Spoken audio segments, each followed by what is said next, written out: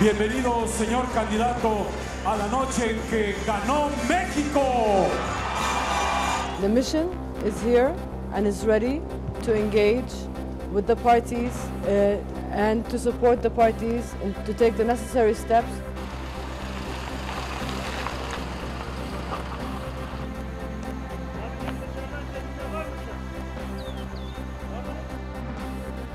حركة حماس قررت تعليق عملية تسجيل النافذين في قطاع غزة بشكل مؤقت وذلك للعديد من الاعتبارات.